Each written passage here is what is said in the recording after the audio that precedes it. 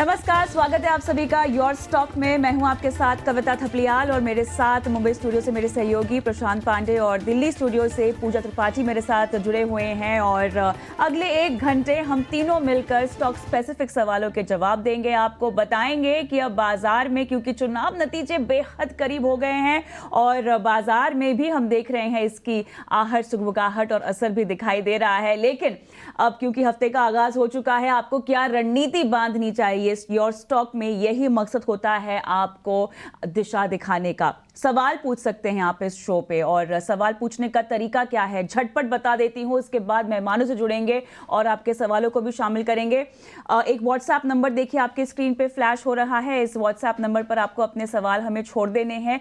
Stock का नाम डालिएगा, किस भाव पे खरीदा है, कितना रुकना चाहते हैं, नजरिया बताइएगा। उसके अलावा सोशल मीडिया प्लेटफॉर्म्स पर हम अवेलेबल हैं, भले ही वो ट्विटर यानी एक्स हो, इंस्टाग्राम पर भी अपने सवाल आप ऐसे छोड़ सकते हैं अगर हमें फॉलो करते हो, नहीं करते हैं तो जरूर कीजिएगा।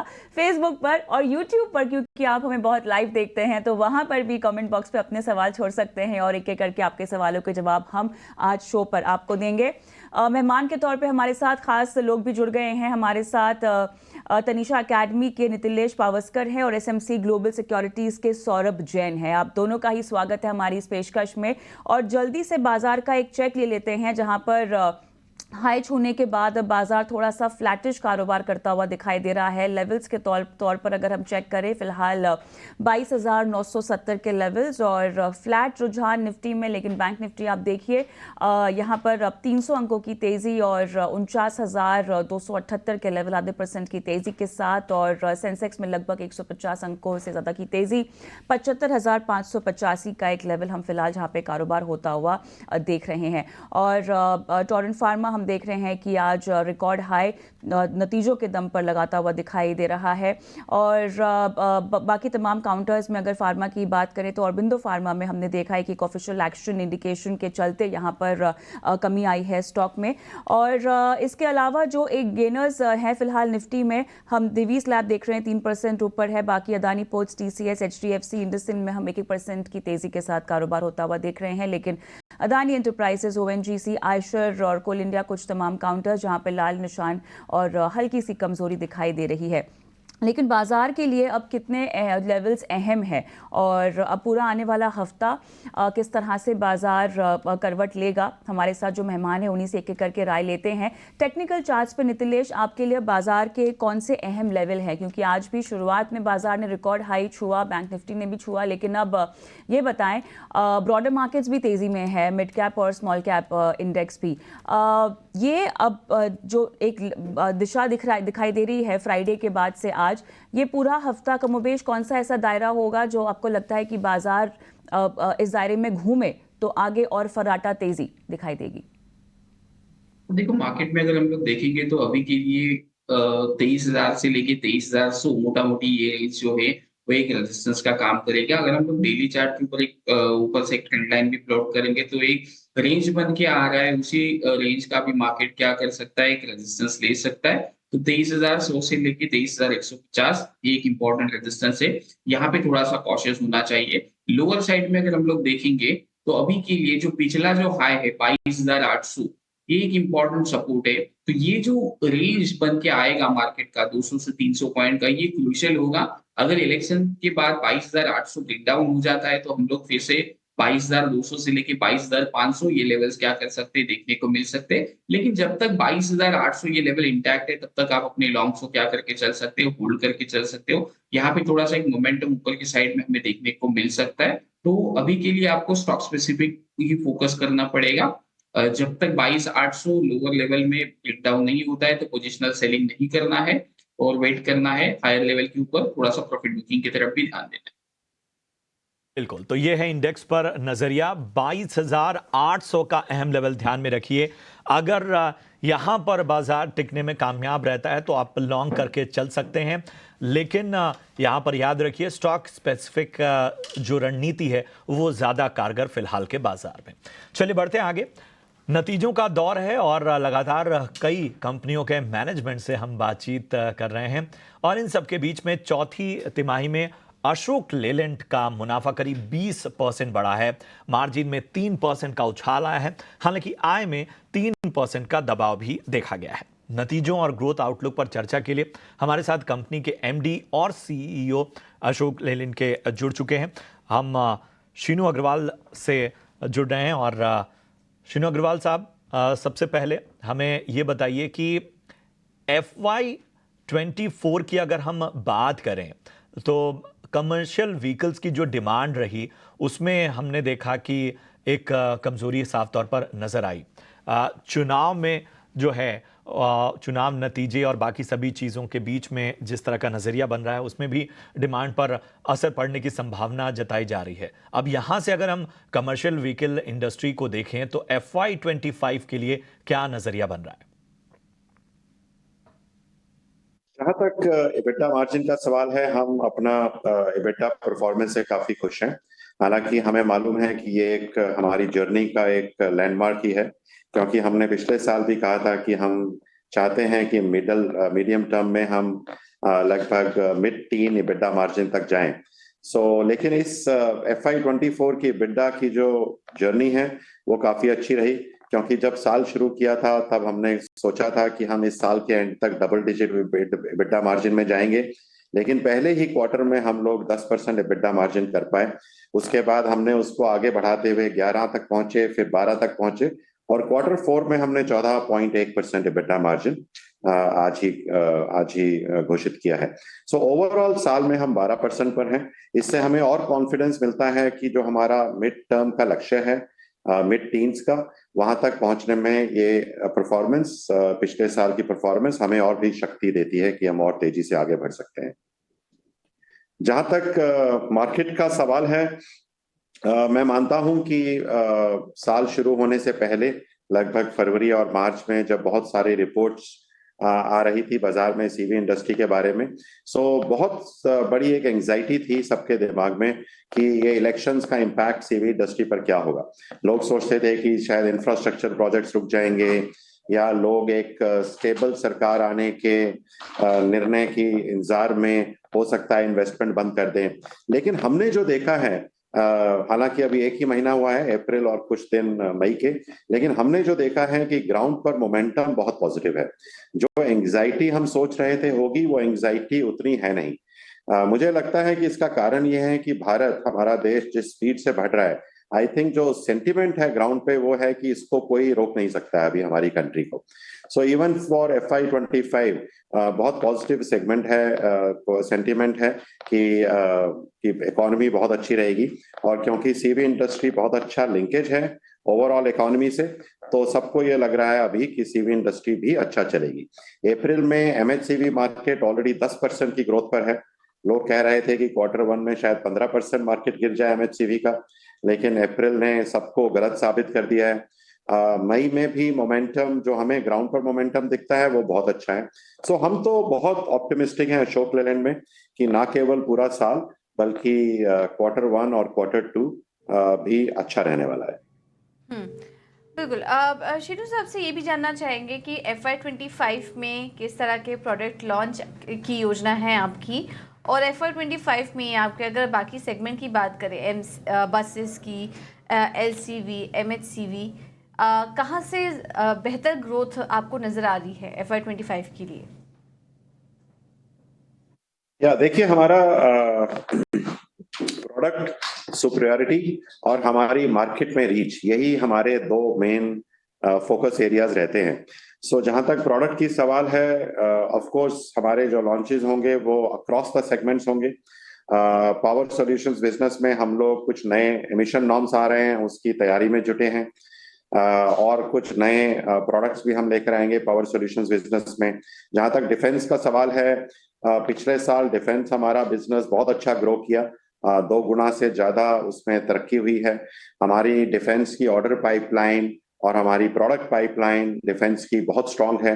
हमें लगता है कि हम दोबारा से अपने बिजनेस को डबल कर पाएंगे अगले 2 या 3 सालों में।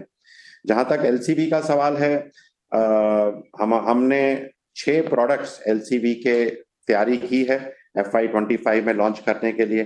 पहला प्रोडक्ट हमारा मई में ही लॉन्च होगा, और उसके बाद हर 1 महीना छोड़कर हम एक प्रोडक्ट एलसीवी में लॉन्च करेंगे।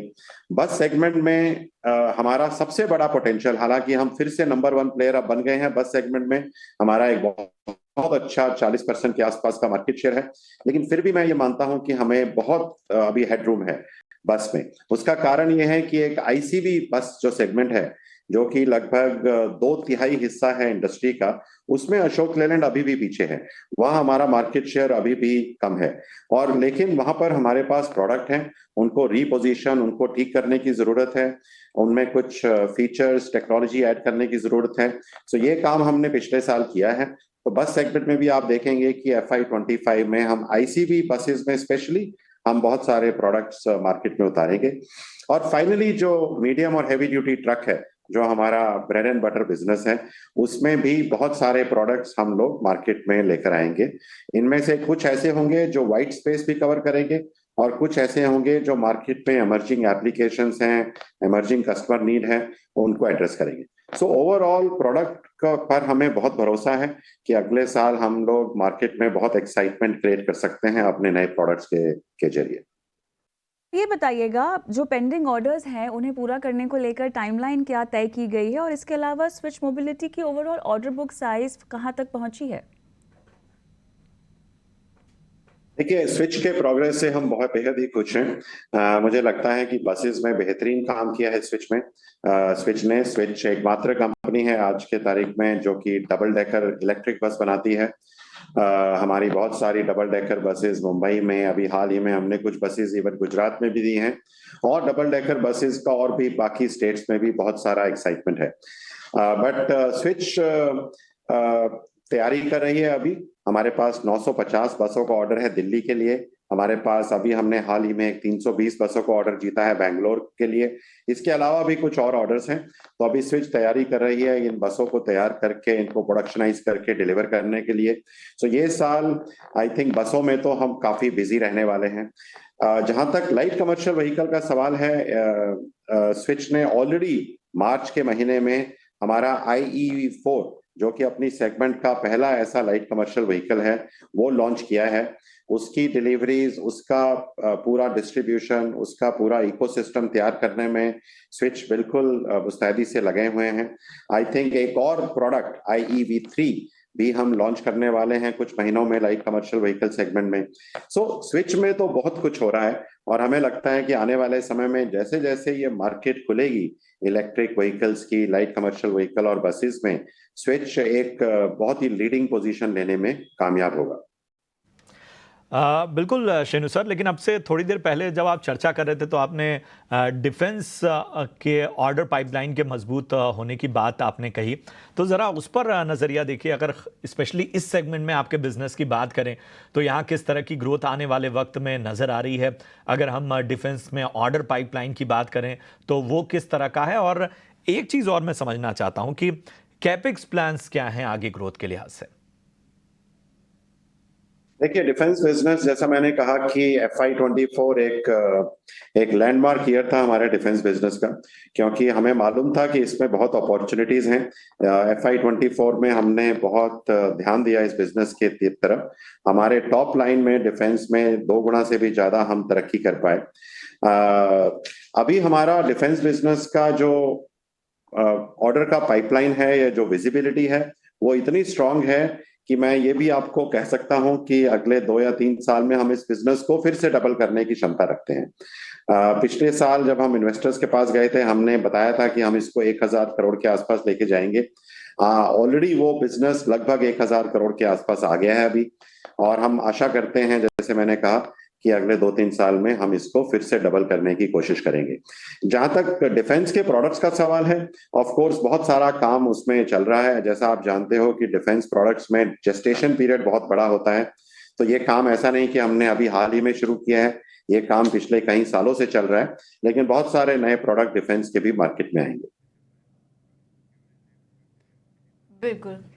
तो डिफेंस बिक्री को आगे 2 गुना करने की योजना है, तो कमेंट्री भी अच्छी आ रही है, नतीजे अच्छे थे ही, जिसकी वजह से हम देख रहे हैं कि स्टॉक भी 4% ऊपर है। शेनु जी, बहुत बहुत धन्यवाद आपका आज समय देने के लिए और नतीजों पर हमारे साथ विस्तार से चर्चा करने के लिए।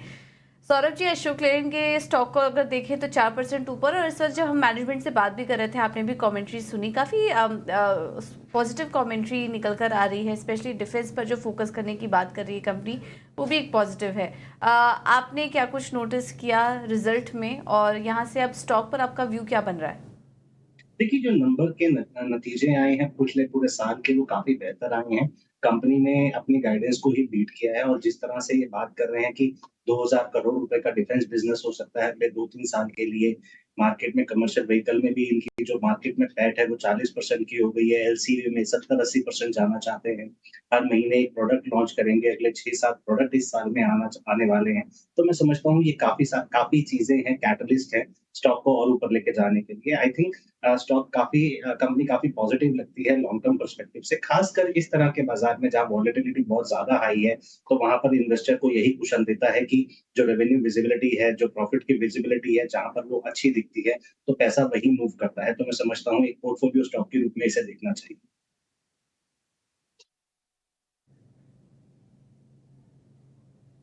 ओके, ठीक है, तो ये है सलाह अशोक लेलैंड पर आपके लिए। लगातार आपके सवाल हम तक पहुंच रहे हैं, और YouTube पर हमारे पास एक दर्शक का सवाल है, हालांकि उन्होंने अपना नाम नहीं बताया है।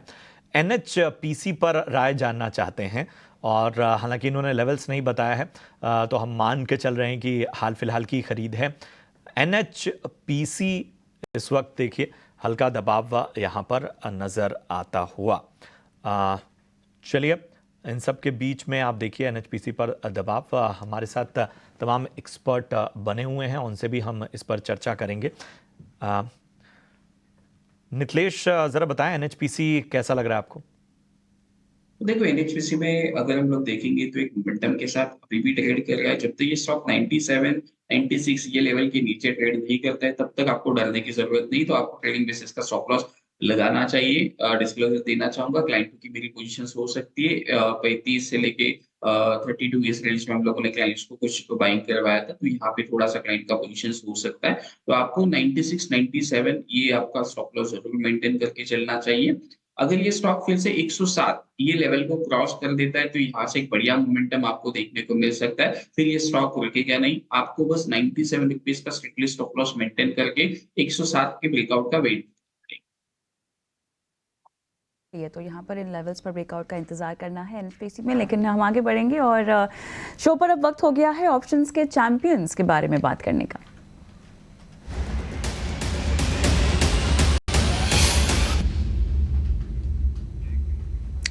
आज मेरे साथ जुड़ गए हैं JM फाइनेंशियल के अक्षय भागवत। Akshay, good morning. बताइए, आपने ऑप्शंस के चैंपियन के लिए कौन सा पिक निकाला है आज दर्शकों के लिए?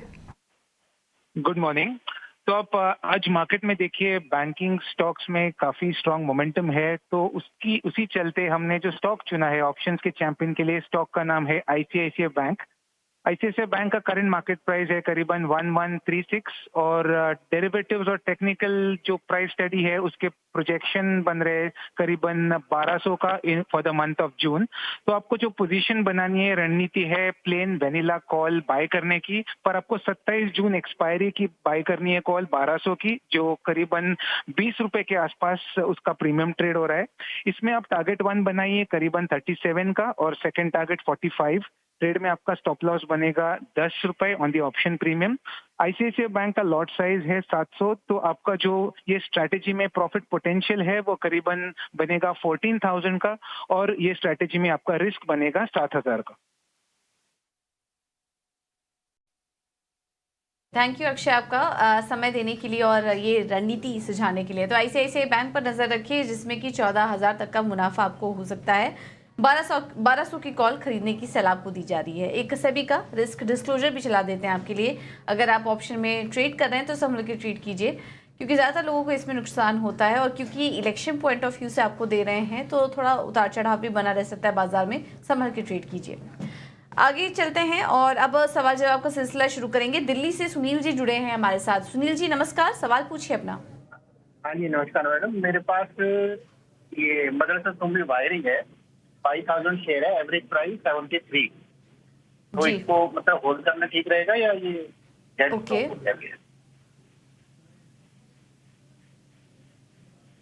ठीक है। मदरसन सुमी पर आपको राय दे देते हैं। नितिलेश जी, क्या सलाह होगी आपकी? मदरसन वायरिंग पर 73 पर लिया है, हल्के नुकसान में है और क्वांटिटी क्योंकि ज़्यादा है तो नुकसान भी बड़ा है इनका, क्या करना चाहिए? देखो सितंबर 2022 में जो 65-66 ये लेवल का एक हाई बनाया था, उसी हाई के ऊपर अभी भी ये मेंटेन कर रहा है। तो अभी आपको 65 रुपीज का स्ट्रिक्टली स्टॉप लॉस मेंटेन करना पड़ेगा। 65 के नीचे जाएगा तो एक बार के लिए आपको एग्जिट करना पड़ेगा। लेकिन जब भी 65 के ऊपर ट्रेड करेगा तो यहाँ पे आपको क्या करना पड़ेगा, पोजीशंस फिर से बनानी पड़ेगी। वीकली चार्ट के ऊपर देखने को मिल रहा है एक ट्रायंगल पैटर्न। अगर ये काउंटर फिर से 72 के ऊपर सस्टेन होता है तो आपको आपके भाव देखने को मिल सकते हैं और वहां से एक बढ़िया मोमेंटम भी देखने को मिल सकता है। तो 72 रुपीज ब्रेकआउट होने के बाद थोड़ा सा क्वांटिटी ऐड करें और जो फ्रेश क्वांटिटी आप ऐड करोगे उसके लिए जो स्टॉप लॉस होगा वो 68 रुपीज का स्टॉप लॉस होगा। और ऊपर में टारगेट अगर 72 के ऊपर सस्टेन होता है तो पहला टारगेट 82 से लेके 85 ये टारगेट। ठीक है, तो ये है सलाह मदरसन वायरिंग पर। होल्ड करने की सलाह आपको दी जा रही है, फिलहाल बेचिए मत, नुकसान हो रहा है, लेकिन तेजी के लिए अभी आप समय दे सकते हैं स्टॉक को।